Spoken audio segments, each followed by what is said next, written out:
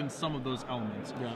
But again, as much as possible, I believe he wants to emphasize just the individually powerful components of his deck. Yeah. Backed up with Mark of Mutiny, because Mark of Mutiny is very powerful in a bunch of different spots. All right, so we are going to see both players here get ready for our finals match. It's almost time to crown champion, Patrick. Yes, we are very close. First of the weekend. Yep. So will it be Jund or will it be the Aristocrats? Very funny. One thing that we've seen over the course of this tournament before these two players to begin, I know a lot of people were questioning how good Jund is going to be moving forward because Junk Reanimator is such a big deck and it really preys on that deck. Where is the junk? Oh, yeah. There's no more junk in the trunk. We had one person running deep with that deck yesterday, but... None in top 8 this weekend. I guess that's not so bad. No, it's okay. Brian Fisher, the first seed here, trying to run through the entire tournament. Matthew Tech taking a mulligan.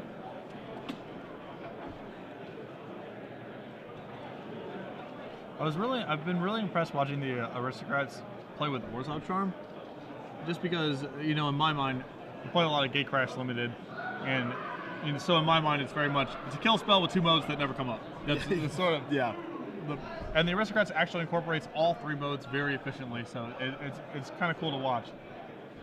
The utility on that card is pretty incredible. A lot of people think of Orzhov Charm, as you said, it's just a removal spell, but that first time that you do bounce maybe a Falconwrath Aristocrat back to your hand in response to like a Supreme Verdict or something, it's dirty. Or get your Doom Traveler back mid-combat to do, you know. Yeah.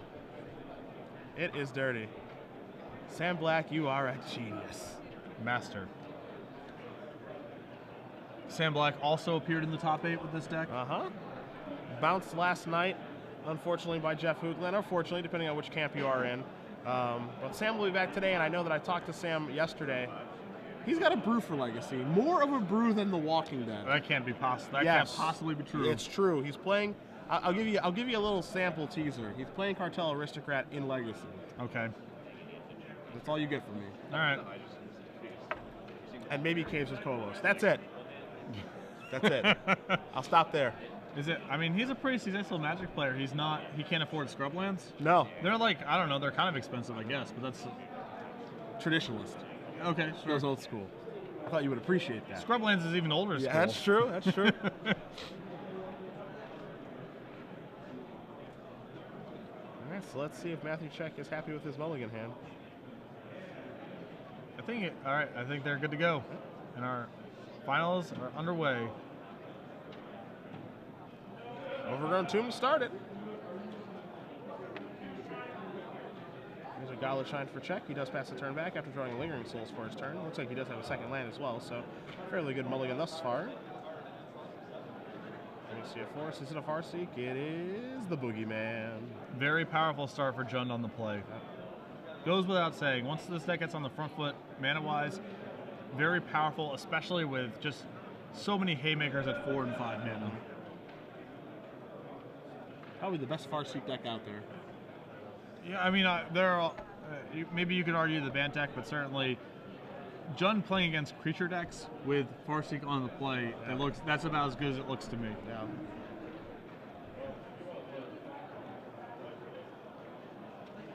Alright, so Check is going to untap that Gala Shrine. He's going to draw a card. He draws a Cartel Aristocrat. Isolated Chapel comes in. There's an Aristocrat, so he's going to try to start to get those engines online. See another Farseeker on there for Fisher.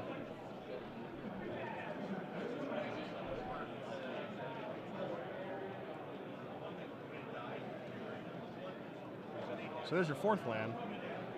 All right, just a Farseek. So if you're Matthew, you got to be feeling pretty good about that. Yeah, second Farseek a lot worse than the first one. Yeah. No Olivia or Huntmaster of the Fells to start to show off with, so kind of a sigh of relief. Yeah, yeah.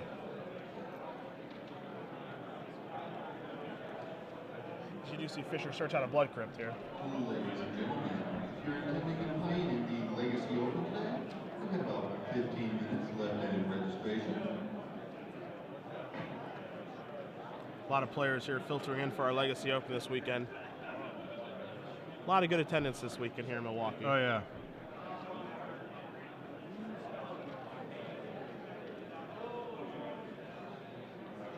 See, Goblin Shrine, no red yet for Matthew here.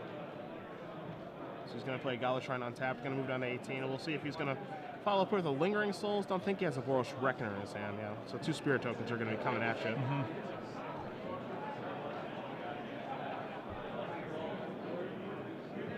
So not a horrible mulligan for Matthew Czech. Obviously, we'd like to find red mana sooner rather than later, but he's getting things set up here, slowly but surely. Does have a Sacrifice Outlet, no Scourge Stack High Priest yet. Not sure if he has a Tragic Slip in his hand, but he's building towards something. You know, depending on what Brian has in his hand, as you do see 2 copies of Liliana the Veil, you also see an Olivia Valdarin. You know, and a murder. Not all not great against the Lingering Souls Cartel Aristocrat package. Yeah. As you see a Thragtusk coming here for Brian, going to push himself up to 23. Has to turn back to check. Checking a draw card. It's Tragic Slip. I think that was a Tragic Slip, so that's going to give him some nice utility there against Olivia Valdarin.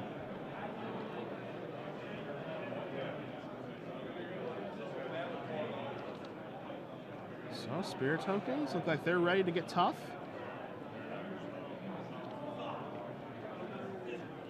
And they are.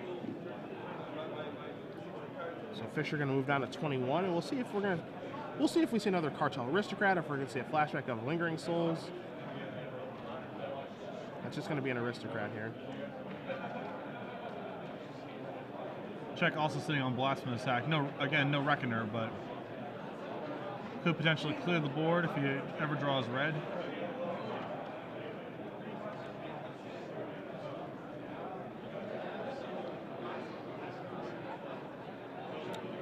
So Brian draws a Woodland Cemetery for the turn. Does have access to Olivia plus ping this turn if he does want it. You see him separating his mana a little bit.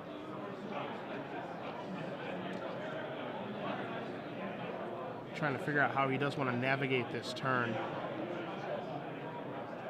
He's going to start by bashing in with the old Beastie. I assume we're just going to take this hit. Down to 13 we go. Follow this up here. It is Olivia.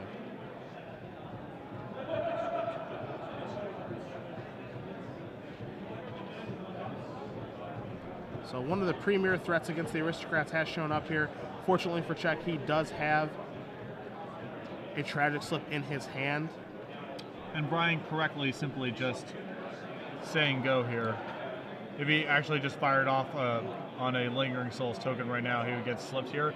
But by playing it this way, he gets to keep his Olivia on defense for a little bit longer. Cavernous Soul is the draw here for Czech. So it does give him red mana for his Falkenrath Aristocrat in a weird sort of way. But does not give him the red for Blasphemous Act, of course. Yeah. I have to assume Matthew Czech is sort of committed to just Tragic Slipping this turn. There's no way he can let Olivia untap with all that mana in play. So he can't really just jam his Aristocrat, his Falkenrath Aristocrat. I think his plan here is just either flashback Lingering Souls or play Cartel Aristocrat and just pass with his Tragic Slip up. Yeah.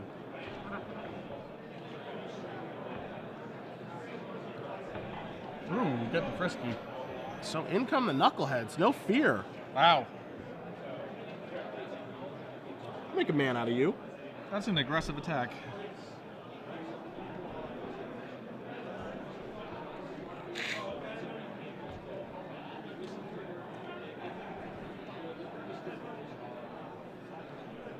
I think Messi knows that he's probably going to lose these 2 Spirit Tokens anyway. With Olivia being able to block one and shoot one, or, you know, Czech has to sacrifice one to turn on Tragic Slip, shoots the other one. I don't know if it has to go down that way. He can just flashback Lingering Souls and say go. Sure. Then what, Fisher shoots one at the end of turn, then you just kill one? Probably shoots a token, and then I don't know if it's worth. In essence, he's giving up both of his Lingering Souls tokens here. One when he presumably saves his Cartel Aristocrat, and then the other when Olivia gets to shoot one of them. Yeah. And he gets to do this in exchange for 3 damage. I think 1 Spirit is probably worth more than 3 damage when you have Blasphemous Act and a bunch of Cartel Aristocrats in play. Yeah. So there's your sacrifice.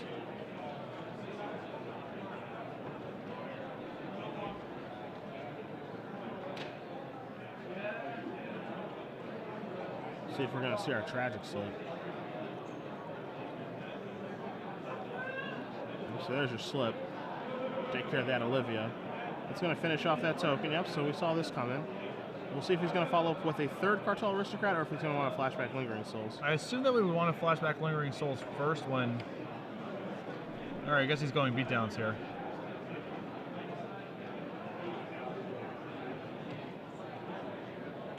If flashback Lingering Souls gives his Cartel Aristocrats a lot of protection. Yep.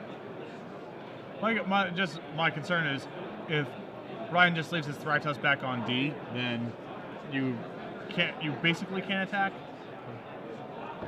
Cavern naming Vampire, a strong signaling of a Falconwrath Aristocrat. Although I think that Brian just drew Olivia, in which case playing another Cartel Aristocrat is much better. So in for 5 we go. Gonna move check down to 8. Oh, that is another Olivia Valderin. 3 and 4. So she is back and better than ever.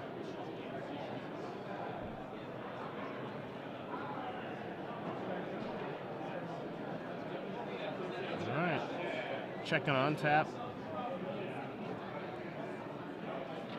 See what he draws this turn. It's a Lingering Souls.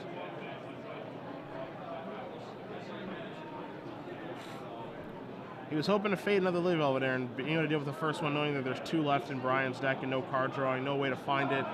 But can't stop the top of the deck, my friend. Yeah.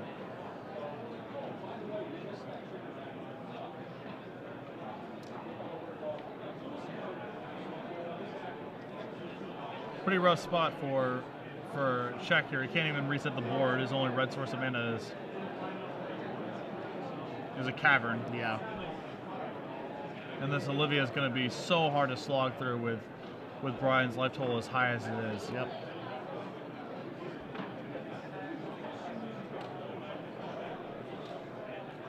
This is where it gets difficult. Olivia is the one card that this deck does not enjoy playing against.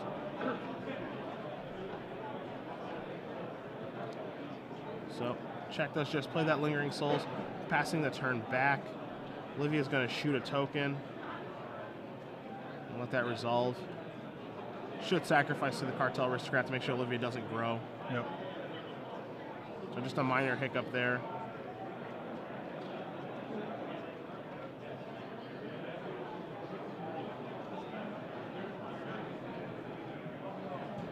And Matthew is still okay-ish if he's able to find a Tragic Slip fast. Yes. He's got about a 2-turn window, I think, max, to find one. Yeah. Because Brian's hand's actually quite poor. It's just Murder and 2 copies of Liliana. Yep. So basically a 0-spell hand. Definitely not nearly as good. All right. So he sees the interaction this time, not letting Olivia grow. I would assume giving his guy Pro Green.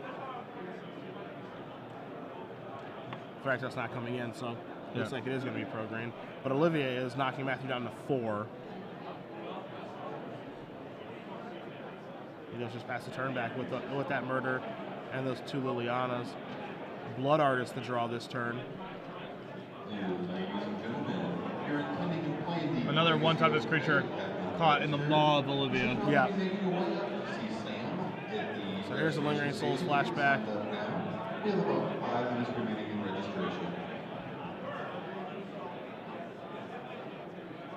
Now we're going to see an Artiste. And so these are the draws that I think John wants to play against. Yes. You know, where they're trying to cobble together these cute little interactions that grind the opponent down. John doesn't care about that stuff. They can overpower that stuff with individual cards like Olivia Valderin.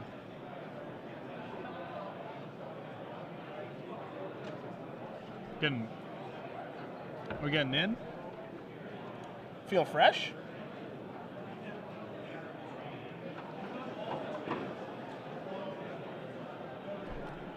I think sending 1 or 2 of these guys might be okay, just because you're going to lose all your one-touchless creatures anyway. Yep. So you can get in for a few points. He's just going to pass the turn back. Take the conservative approach. As here So is... try to defend himself as well as possible. Shoot the Blood Artist, going to sacrifice this guy. Nope. Or is he?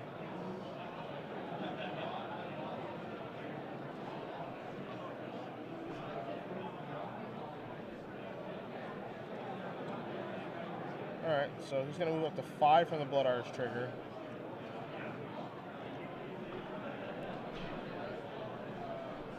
Six. Yeah, he's just clearing out all of his one-toughness creatures right now anyway because it's so efficient for Brian to just smoke those that he might as well gain some life. And 7. The problem here for Czech is that he is staring at. Is he staring at lethal right now? Because he can shoot his own Thragtusk a bunch. He has a 3rd red source, yes. So he's looking at. Yeah. If Fisher sees the play, he can just shoot Thragtusk 3 times and throw it and finish him off. So we'll see if he does see that. If he doesn't, Czech might be able to come back this game.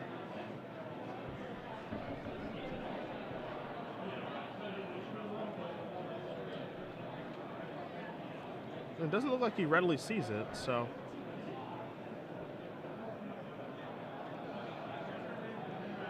Yeah. If you're Czech, there's a small glimmer of hope. Yes. It's still Tragic Slipper bust basically right now. Yeah.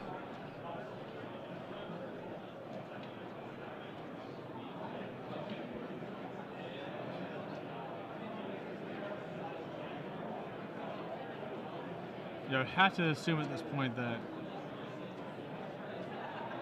play this untapped.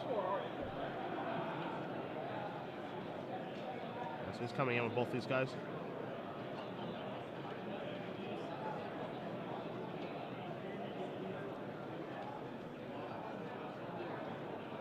see a single block.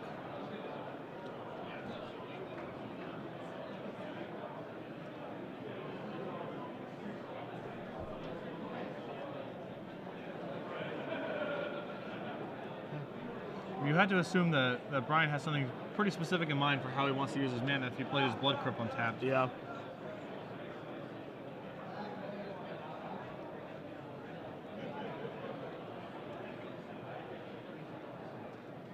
He has 8 mana total here, 4 of it red, so he has 4 pings with Olivia.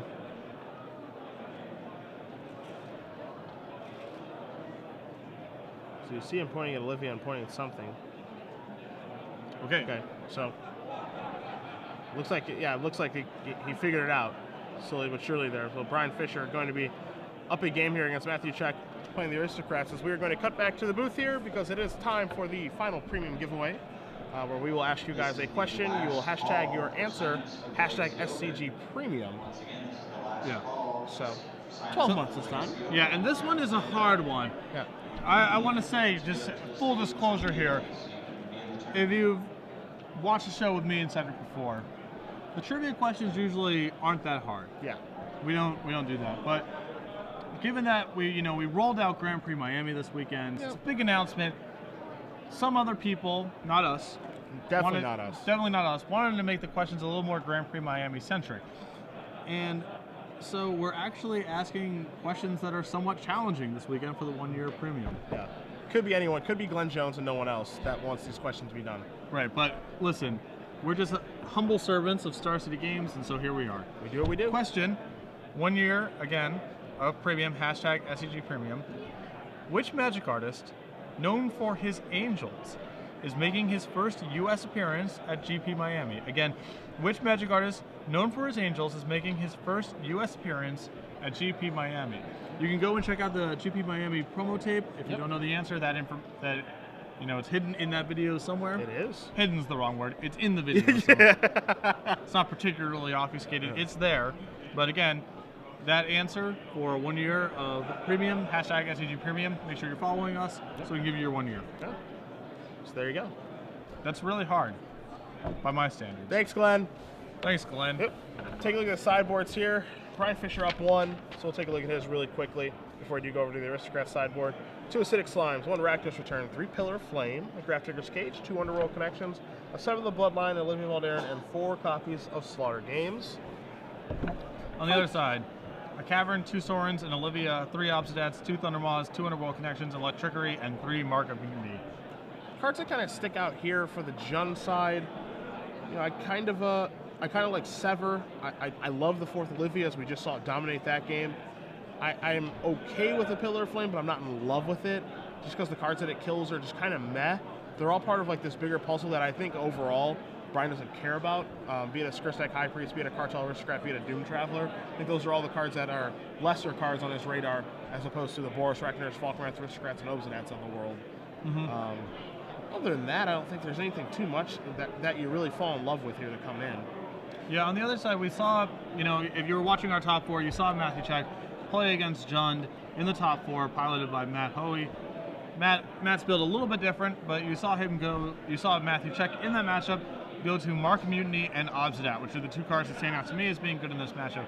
I'm not sure if he wants Underworld Connections or not. I'm not sure if he can actually kind of win the game playing it that way. I think he's much more favored by just trying to curve out. But certainly Mark Mutiny and Obsidat were both very powerful in the sideboard games that we watched, Obsidat especially, and I would anticipate those 2 cards coming in again. The cards that stick out to me as the things that Matthew Check would want to cut, some number of Blasphemous Axe, Blood Artists, and High Priests. Yeah. The things that are all predicated on him building up a board, very hard to do against a bunch of spot removal, Museum Warriors, and Olivia. So I'd rather de-emphasize those elements of the deck. So we'll see if both players do like to sideboard that way, or maybe leave some other cards in and try some things. There are slaughter games over here for Brian as well, so maybe he does want to have those in his deck to take out Falkenrath Aristocrats, maybe Boros Reckoners, other annoyances. There are a lot of options available here. So what are the cards that you don't like in the Jund deck? In this matchup, I'm not a huge fan of. I think Garrick is pretty poor. Garrick's poor, Liliana poor's Groundseal's poor. Yeah, I think those are the easy cards to identify. The question is, does he have enough cards to replace those? Also, Rakdos return much too slow in this matchup, so. Well, Rakdos return to me, if it's definitely game 1, it seems pretty bad to me. If you think your opponent's siding into Obsidian Mark Mutiny, it definitely is better against those cards than it is against the game 1 configuration. I think it's better than those cards in the game 1 configuration, but I think it's better on the play than on the draw. Sure, oh, that's definitely true too. So because Brian's going to be on the draw this game, setting up a good Rakdos turn, getting ahead, and then making it so that you can't take a turn off to cast a Siege Ice spell to wipe the opponent's hand, I don't think that's realistic. I think it's going to be on the back foot and trying to stabilize by taking care of the creatures on the board and via Thragtusk and Hunt Master of the Fells. If he was on the play and far seeking and that sort of thing, like we saw game 1, totally different story. Yes. No, but that's definitely a card I could see wanting on the play but not on the draw. Yeah. That makes sense. See if Check is able to battle back there. Fairly convincing game 1 win for Jund on the back of Olivia Valderin. Good Magic card. It's powerful against creatures. Thanks, Cotton.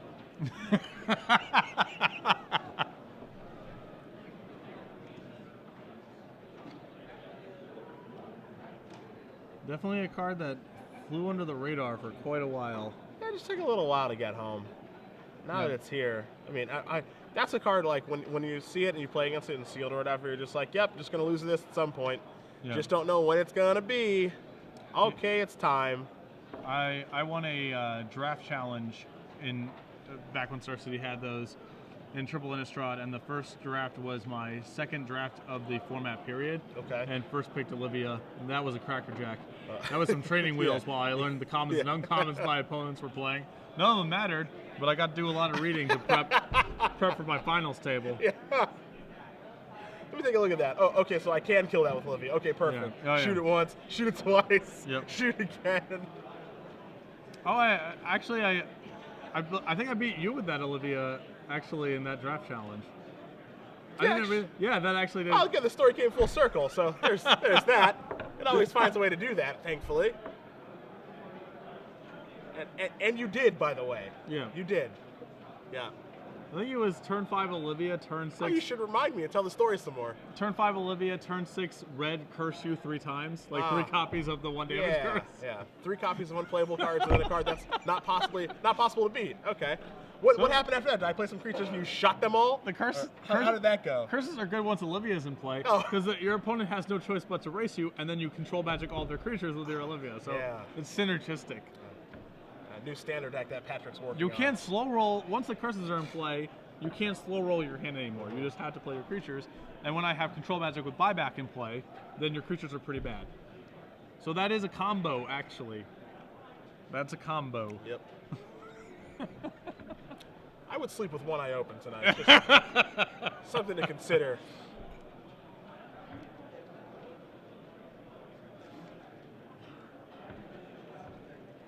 All right, so Aristocrats will be on the play. We'll see if we can just kind of get the kind of hand that I believe he wants in the matchup, that you believe he wants in the matchup, just a curve of solid creatures and some removal spells.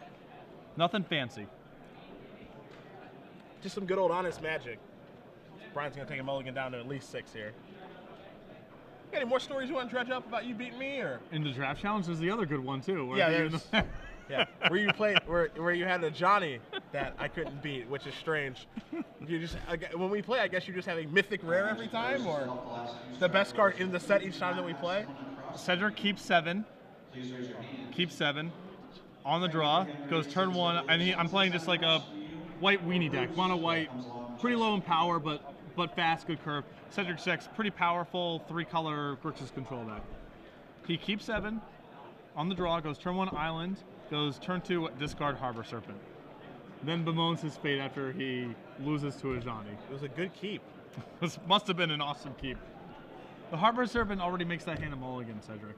I had 2 Flames of the Firebrand, Patrick. That undoes my mulligans. Well, because you tied with them in your hand. Okay. It was a good keep. Another draft challenge trophy. Yep. It's got to play against SETI all the time. That's right. Sure is fun. What? Did they? Breaking news! You're not going to be at Miami anymore. We're taking fill-ins. Anyone who knows how to play Magic, we're taking for Patrick for Miami now. It's an open application now. Yeah. That's all it takes. Brian going to 5.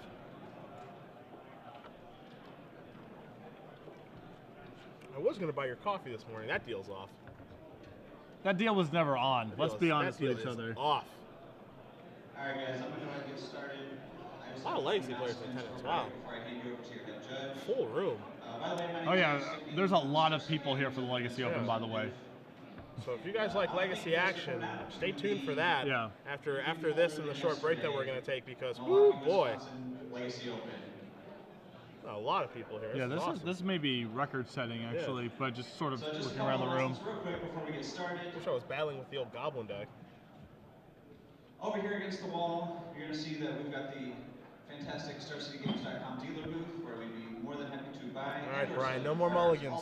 278 for Legacy. Next to the dealer booth, you will see our lovely Ultra Edge. Which is a 9 lot. rounds. We have all kinds of It's a 9-rounder, I think. players That sounds right. Yeah. Purchase or trade for. So go see them. They'd be more than happy to see you. They'll be here most of the day. All right. All right, so here we while go. you buy some Blood Crypt to start. cards over there, please don't do any of that on the floor. We do encourage trading, so as long as you're trading, it'll be totally Matthew fine. gonna Just draw don't here. have any cash exchanging hands. There's nicely a chapel into a Cartel Aristocrat, so Next, good start I see here. some of you have brought some nourishment to make it through the day. If you have anything, water, Woodland Cemetery, is it time for a coffee, Farseek? It is. All right, so grain bars, not bad. Good, certainly for a 5-card please hand. take those things, put Can't them ask directly more on for the this floor. than They this do not need to opening. be on the table. That includes now, that includes later. Just, we don't want to deal with all kinds of nasty things happening today.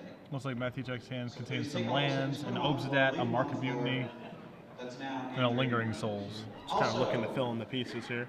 There's an important part of Magic that involves communication with your opponent. It's usually pretty important to know what's going on in the game, and it's a Draws a lot Godless easier Shrine. to do that when you're paying attention to the game Then and for not 2, listening to your Psy Gangnam style while you're playing. Alright, so while you're playing, here's a Lingering please take Souls. out any headphones, don't listen to music, just play Magic. That's what you're here to do. It'll make things a lot easier for everybody. In regards to electronics, if you want to use a device, Brian, you gotta take a draw. So I can see Liliana in his hand, so that's still in his deck. StarCityGames.com life-keeping app. Liliana, I think, Please not the keep best, it on the even table under where the both best of players can see it circumstances, at and all certainly times. Lingering Souls makes it That way everyone can be sure that basically uncastable. Yeah. Sure. Alright, so I'm going to go ahead and hand you over to your head judge. Level 2, Rob McKenzie from... So there's a Rootbound Crag, and there's the M-Boss. All right, M. Bison herself. putting Matthew Check to the test Morning. right now. As Aaron mentioned, I'm Rob McKenzie. I am from... And he rips a tragic slip. Yep. Also at the market meeting at the ready, take it, attack, sacrifice it. So healthy amount of answers. 278 players today. So it's gonna Flashback be a Lingering nice long day Souls. at Magic. Yeah, I think he would rather use the tragic slip here, Okay. so he can keep his market community for potential correct toss. Sure. When you do that, Sacrifice you wanna this, do give two protection things. from colors. You want to shout for a judge, Slippy slap. and you want to raise your hand. You You want to do both because this room is big and echoey. And in for 4. If we hear Judge and we turn around, we don't know where you called from without your hand up. Goblet's trying to finish off the turn there for check, so Fisher's going to untap. He's going to draw. It's important to do both. No bonfires, because he can't draw that, so there's a Mizium Mortars. And check with an excellent hand of land, Ghost Council, and Market Mutiny. Pretty much the perfect 3 cards to have. A ton of the judges on the floor have Oracle immediately available. Now there's a Thragtusk. So this is why you see the Market Mutiny. Makes perfect sense. Just like he drew it up. Yeah, Brian does go up to 19, but big turn coming here for check. Foreign, altered, or in English. It's either going to be that or it's going to be an Obsidian this turn. Either way, it's a win-win situation. I would probably fire off the Market Mutiny here because you risk losing your sack outlet the longer the game goes on. Okay. So I would. This spot's like too good to turn down, I think. Obsidian's not going anywhere. It's going to be an Obsidian turn. Okay. I certainly see your line of play here, however. I guess the fact that you have Cartel Aristocrat and a bunch of Lingering Souls tokens makes it very unlikely that something bad's going to happen to Aristocrat. That's fine. That makes some sense. So here's Obsidian. It's going to go Blinky Poos. And he's going to pass the turn back. So Brian's going to untap. He's going to draw. If you hear your name, please wave your arms out. Another Olivia. Looking for Nathaniel to go along with the Mizium Mortars. All right. Aaron Estrin. Aaron Estrin. Oh, wait, I've seen it. How about, I'm going to slaughter this, Daniel Cacchetti. Brian contemplating his moves here. Justin I think he has Olivia and Mortars in hand, but no 6 lands, so neither one of those plays very impactful this turn. Yeah. And Liliana still in the hand, which is not at its best right now. Does look like he does have a 6th land. Nope, okay, it's just Olivia.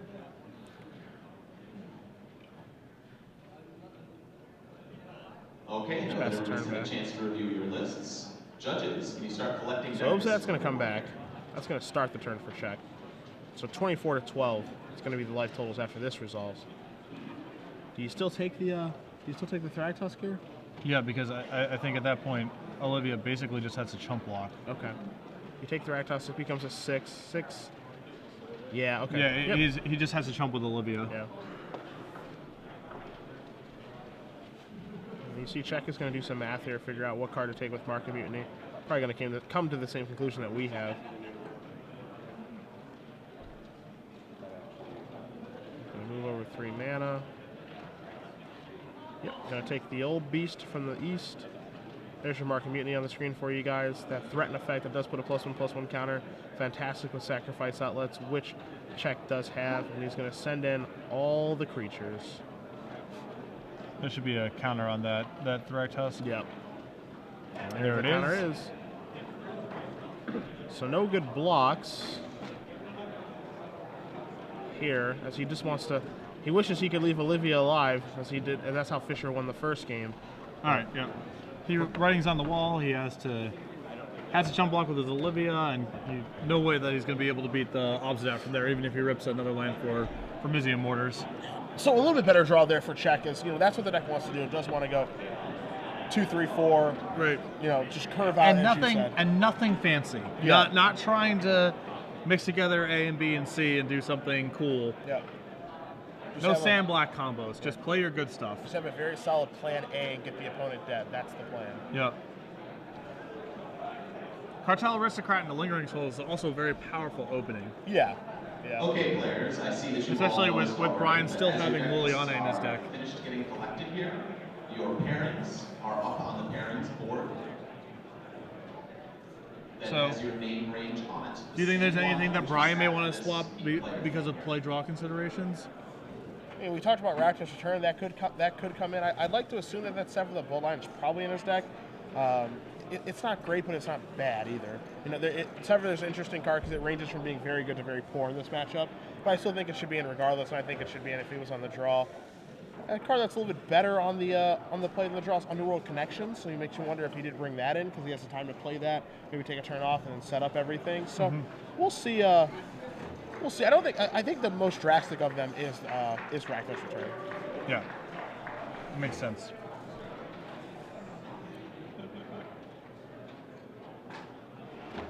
So just so everyone knows here, once we're done with our game 3 here, and we have a standard open champion, we're going to be taking a little bit of a break and coming back to the Legacy Open at the beginning of round 3. Yeah. Our classic two round break off, and then we'll start covering rounds 3 through 9 of the Swiss for Legacy. Do our top 8, give away 3, 6, 12 months of premium, crown another champion. Full day of Legacy play. Yeah, can't stop, won't stop. Milwaukee came out in force. Yeah, I'm not surprised. Yeah, I'm not either. I'm not really too surprised here. This is one of the dates I was looking forward to. It's one of the few cities I haven't actually been to outside of driving through it to go to Minneapolis once for a PTQ. Picked up Owen Turtenwald on the way. But that's the only thing that I've done here in this city, and it's a cool city. Yep. Yeah. Some more name talent in town. I saw Drew Levin mulling around the tournament hall. He moved out to Milwaukee to work on a political campaign a little while ago, and has sort of just lingered in the area gaming for a little while. Let's see him. Funny, actually not funny. Pretty standard. He was going to come to the standard tournament and decided, forget that. Yeah. But Legacy, he cannot deny. I assume he's going to be Lion's Eye diming again. He's been on a little bit of a kick lately with that deck, so. Likes a Storm deck. Wants to be Adam Prozac. And truthfully, who doesn't? Right, I mean, you'd be a fool not to want to be. Also, keep in mind, we're going to be running the GP Miami promo. If you didn't get a chance to check it out yesterday, you definitely should. Not only because it contains the answer to our one-year trivia question, but because you're going to want to know all the information, all the awesome stuff that Star City is doing for that event in June. So make sure to stay tuned if you haven't seen that yet. We have a final game 3 to bring you here between Matthew Check and Brian Fisher, the Aristocrats versus Jun. Gentlemen, it's down to 1 game for you. It's down to 1 game. Who wants it? I believe the answer is both of them. I would go with both of them. Looks like we got a couple people getting their seats. Thanks, Cotton. I'm just going to start calling you Cotton. That's it. I'm not going to call you Pat Sheldon. I'm going to have your Twitter changed to Cotton, your screen.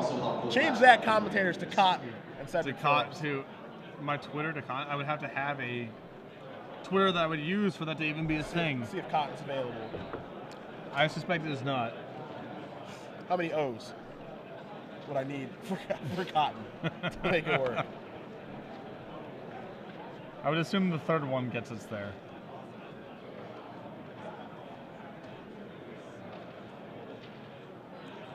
So Check looks ready to keep. Is he going to keep? All right, he's going to mulligan. Nope. All right, so it's his turn to go down to Paris. At least 6 cards.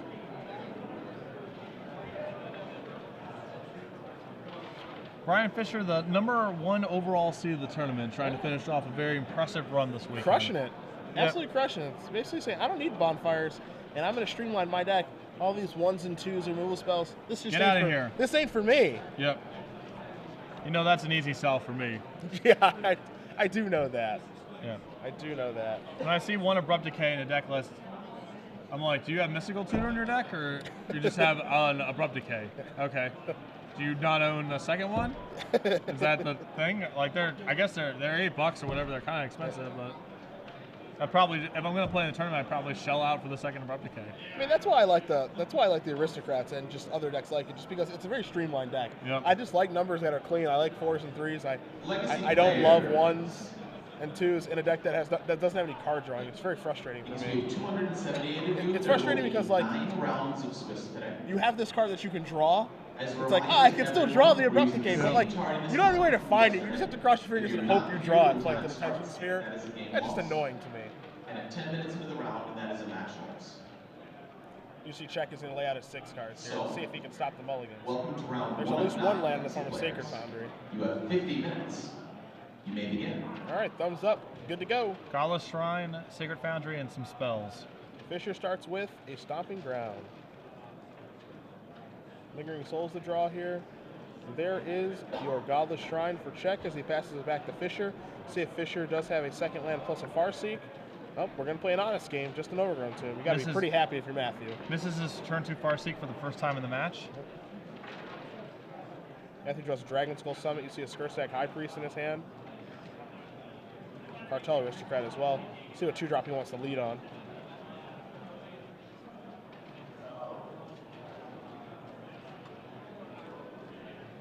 He's going to start off with High Priest. I actually really like leading with High Priest there. I feel like High Priest's value just falls off a cliff so fast in this matchup that you have to give yourself some sort of shot to get lucky with it. Yeah. And that's not happening on turn 4 or turn 5. It's happening right now, or it's not happening. Cartel Aristocrat's pretty good no matter what stage of the game you're in. It's always going to be fine.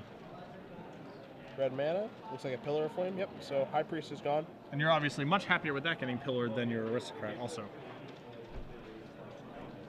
Tell you that Brian's mana base, one thing to keep in mind there. He did play a Forest. No second black for maybe a Liliana the Veil. Might be having a little bit of mana issues.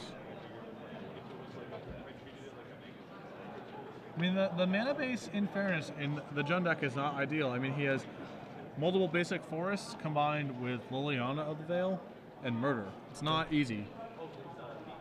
You're going to see a Cavern of Souls into a Boros Reckoner. So either on Wizard or Minotaur, depending on how funny Matthew Check wants to be.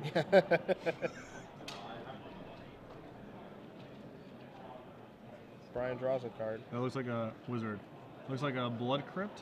So that enables Liliana if that card's present. Yep. So that card turns on everything. Yep. Very good draw there for Fisher. Does he have Liliana? 3 mana. He looks like he does. He does. All right. So the Planeswalker is here. Boros Reckoner. Time to go. Matthew can untap. He's going to draw. Does he have a 4th land? He draws an Orzhov Charm. Sacred Foundry in his hand.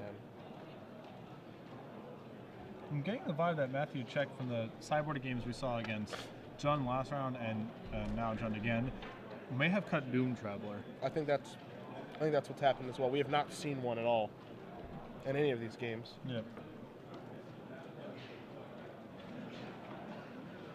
So it might be Spirit Token time in the form of Lingering Souls. It's not a bad follow-up to an opposing Liliana. Yep. So that's going to come in. 2 Spirit Tokens are going to come into play. Oh, you can see that Sacred Founder come into play tapped here, and you see a Blasphemous Act in Matthew's hand as well. Pass the turn back. So Fisher going to draw a card here. Matthew's kept in some of the funky stuff. Yeah. Not that you can cut it entirely just because there's so much of it in the deck, but we've seen High Priest. And now here is Olivia Voldaren yet again. Not bad for Matthew Check as he's got Orzhov Charm. Yeah. He's got a clean answer. You actually have to think he hopes that Brian +1's here because he can discard the Blasphemous Act and still kill Liliana with the Lingering Souls tokens. But Liliana stands tall, doesn't do anything as Check draws an Isolated Chapel for the turn. So it seems like we can Orzhov Charm the Olivia. We can use our Lingering Souls tokens to finish off Liliana. Flashback our Lingering Souls. Is pretty, it's not bad. We're a little light on action besides that, but we have a bunch of big draws from there. Obsidat and Falkenrath Aristocrat, both very powerful. And Brian might just really struggle to keep the Flyers in check.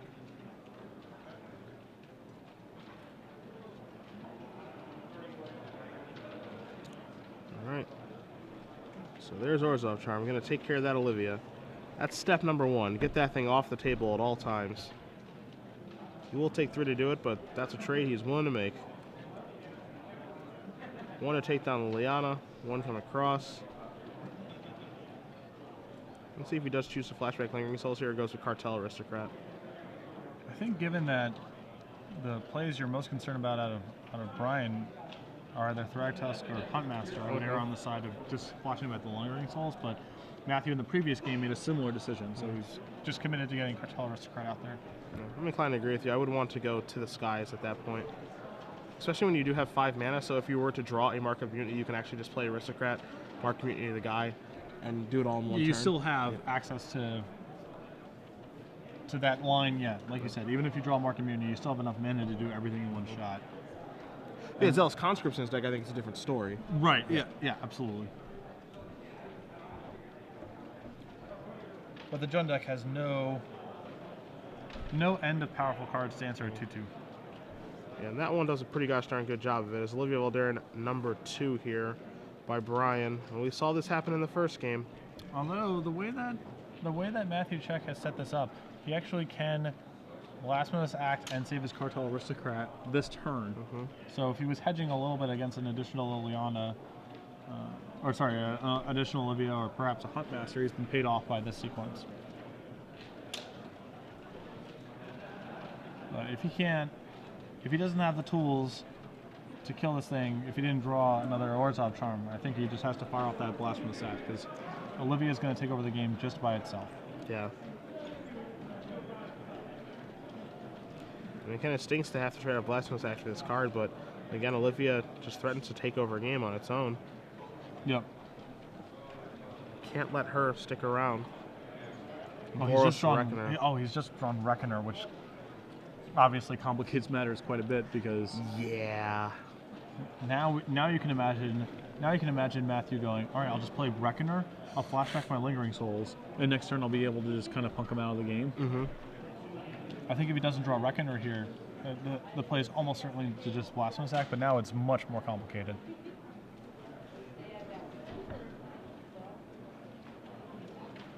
You can almost see Matthew thinking, man, of all the draws to have, I thought I had my turn all figured out, and now it's infinitely more complicated. Yeah.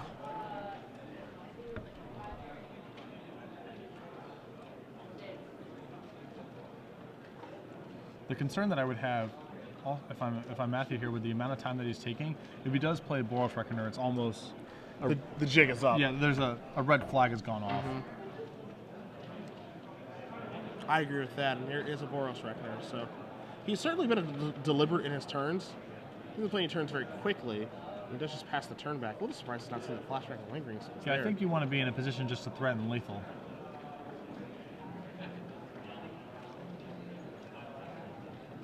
As Brian Fisher has drawn Garrick. You and I were not huge fans of the Planeswalkers going in, but it looks like Brian's at least kept in a few copies of both of his Planeswalkers.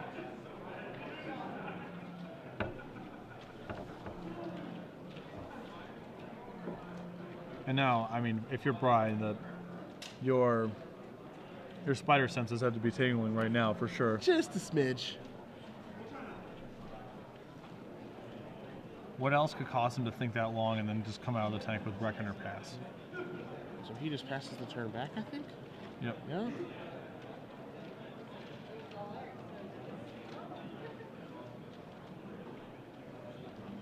I mean, right now, if I'm Matthew, I just instantly go Blasphemous Act, save my Cartel Aristocrat. Yeah. You can't do anything. You can't do anything fancier. This is the best it's gonna get. Yep. And you can't give Brian an opportunity to respond to any of this. You just have to do your thing.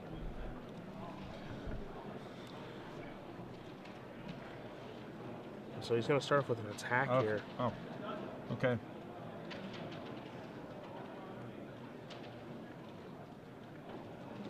Fair enough. I mean, he still has to get Brian down to 13 to make this whole sequence work. Yeah, I mean, this just allows him to walk into just a lot of different things. I don't love this. You're going to see him shoot here. Yeah, I would have waited. I would have just passed priority. I guess he can't pass priority because he goes to 13 and then dies. Yeah. So he actually has to preemptively shoot. Okay. So a couple shots. And see, the problem here now is he can't cast the Blasphemous Act now.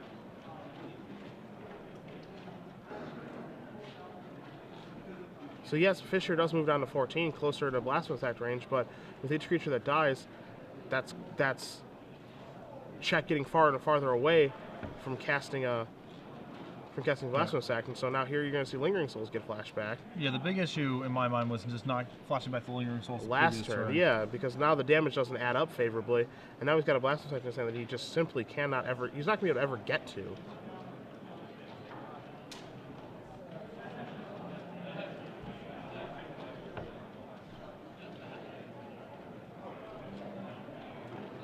Yeah, it looks like Brian has access to Dreadbore now, so he can actually shut off all. Okay. Yep.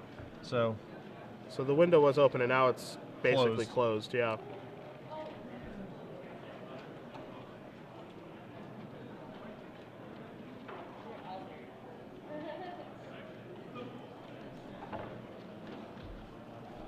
And let's just pass the turn back with Olivia. Again, just threatening to take over this game and stand tall. Brian draws I think that's another Blasphemous Act. Active Treason, maybe? Oh no, maybe the art seems very similar from here.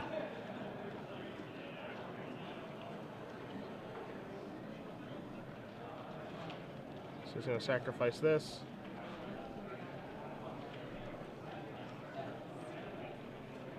One, two, three.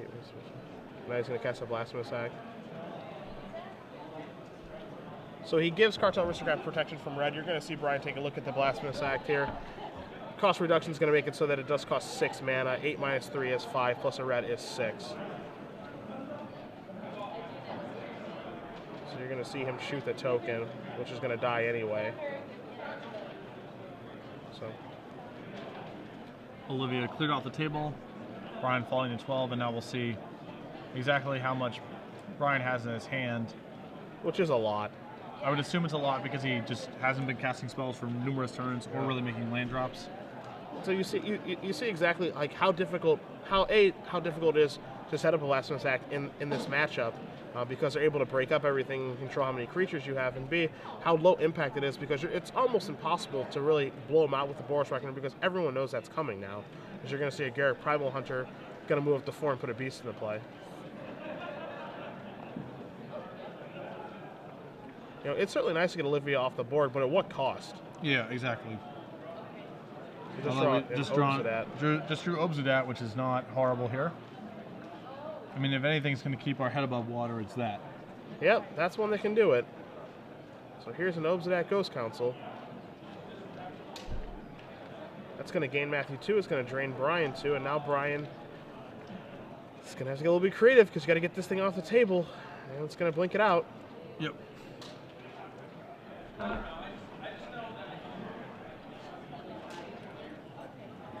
He's just drawn another Olivia. What's this going to be? Is this going to be a Thragtusk here? Tap 5 mana very quickly, and then he's going to untap it and slow down a little bit.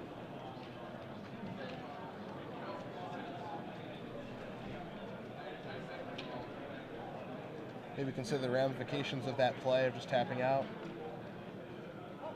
Maybe Olivia's a little bit more appealing. Elysium Mortars looks the most appealing here. So there goes Cartel Aristocrat. Yeah, what we had to have some sort of blocker here. I guess we can make a beast and still block. Yeah. So that's what you're going to see happen. Follow up in the Farseek, so he wants to develop his mana a little bit. Yeah, he's a little choked on mana. I mean, he has Thragtusk, he has Olivia in hand. I can definitely understand the desire to just get a little bit more mana in play. It's going to free up a bunch of other stuff.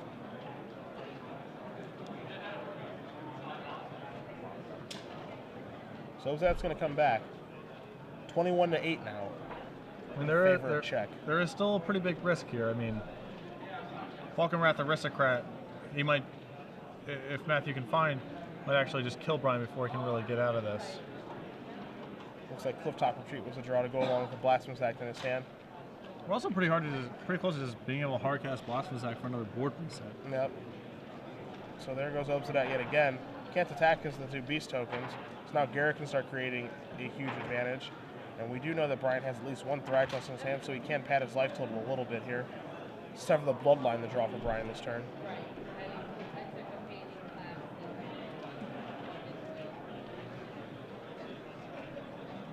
So there is your Thragtusk. Going to push Fisher up to 13. Give him another blocker while also providing him with a decent clock as well. And allow him to draw a lot of cards off of Garruk, which will be 5 of them.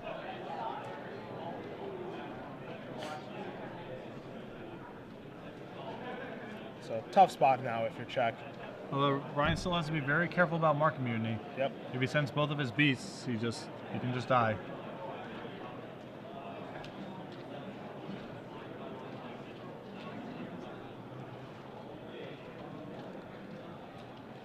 There's a Stomping Ground. See if he makes any attacks here. No Just attack happy to be whatsoever. conservative. Yep. So Obsidat's going to come back, make it 23-11.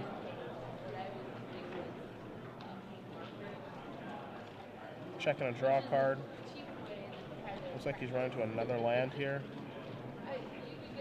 Also worth noting, with the amount of mana that Matthew has drawn and Brian adding creatures to play, he's actually back in a spot where Reckoner Act is like just can happen in one turn. Yeah, realistic to get to that spot. As bad as the board looks, Matthew still has a lot of range here. Yeah, there are outs in this situation. This game is not over. And he's got a reasonable amount of time. Although I guess once Matthew decides to turn it on, the game ends fairly quickly from there. Yeah. Yeah, if Fisher ever does decide to start sending in with those beast tokens in that Thragtusk, the game does end relatively quickly, and you're going to see Thragtusk come in here.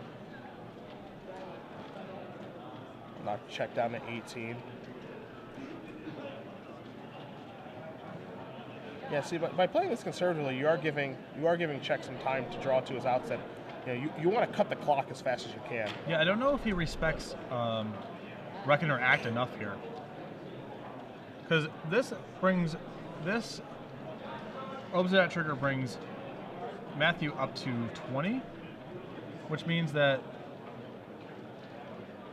See Liliana here. Liliana, but I think Matt has sandbagged to land here, so he actually has that covered. Keep in mind that Brian's attack next turn is sort of lethal. I mean, brings Matthew up to 20. He has 19 points on board. Obviously, you can Garrick looking for a burn spell or a Keswick Wolf Run. I mean, there's plenty of draws, but Falconwrath Aristocrat to draw this turn.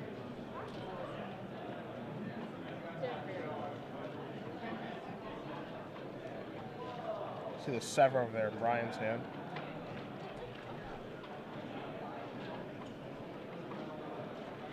So let's see if Czech wants to pull the trigger on Aristocrat. If he does he want to get in? Does not want to get in.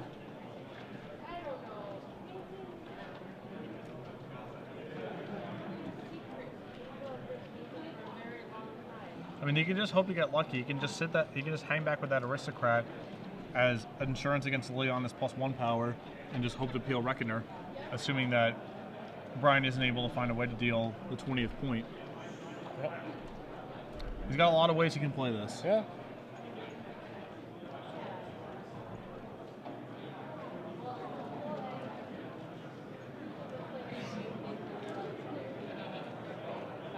So you see him organizing that mana there. 4 over to the left, 3 over to the right. It's Aristocrat time. The question is what to do with said Aristocrat. Or is he going to start off with... Okay, so it looks like he's going to start off with maybe a Blasphemous Act or no? Okay. I mean, you can go Blasphemous Act. And does he have enough left over to regenerate and save his guy? Yeah. I don't think you can really Blasphemous Act in this spot because the leftovers from the Thragtusk it's just too much. The leftovers from the Thragtusk is going to kill Liliana. The leftovers of the Thragtusk and leaving with a Liliana and a Garrick makes it pretty tough.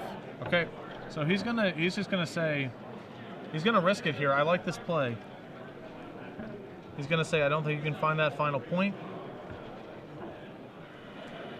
And if you can't, he's got a ton of draws. Mm-hmm.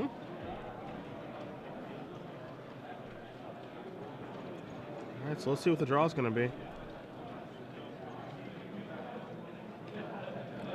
It's a Rupon Crag.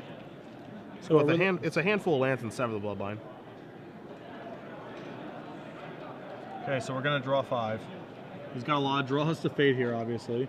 Arbor Elf, Farseek, Woodland Cemetery, Thragtusk, Dreadbore.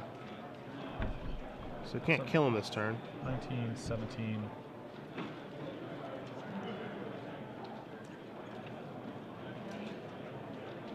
So we can Dreadbore and play Thragtusk?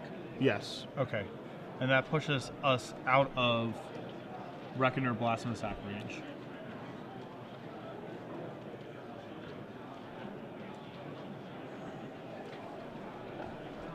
That might just shut the door. Yep. Drawing 5 cards often does that. I mean, Brian's pretty favored to find something meaningful there. Yeah.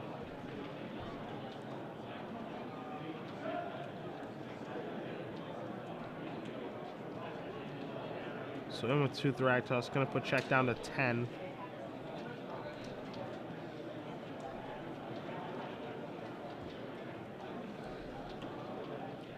Let's see what Brian wants to follow up with.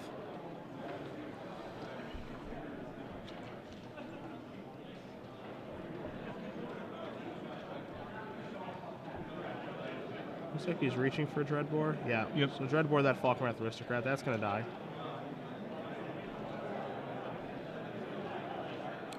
Here's your Thragtusk. So this is what we thought we were going to see. Yeah. And now Farseek to finish off for the turn, yeah.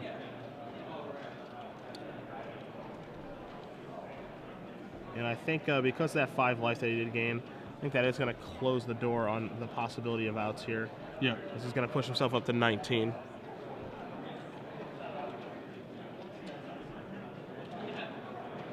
Ghost Council returns. 17. Check moves up to 12. Script Stack High Priest, maybe? No, Isolated Chapel. Not a Boros Reckoner.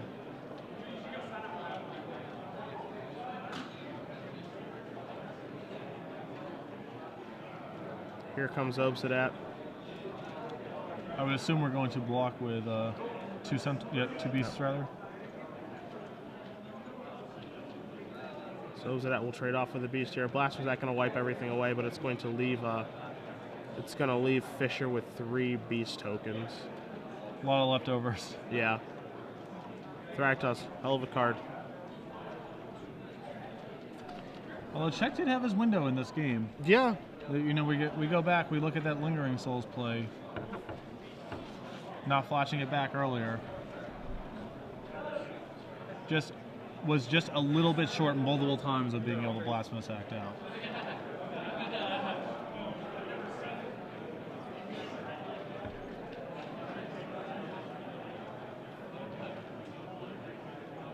There's a Woodland Cemetery.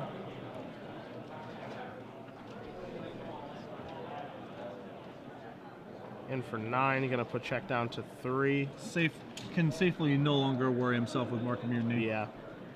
Here's an Olivia. It looks like Brian Fisher, our 1 seed, is going to be taking it down. Yeah, plowed his way through this tournament. As Check does draw a card. It's a Boros Reckoner. A little late. Yep. And he's going to extend the hand. So Brian Fisher defeats Matthew Check 2-1 in the finals of this tournament. Jund is victorious over the Aristocrats this weekend. And we have a trivia question. We do. We got to give away This those is a hard last one, you know. And if you didn't get out there, there's no shame really, because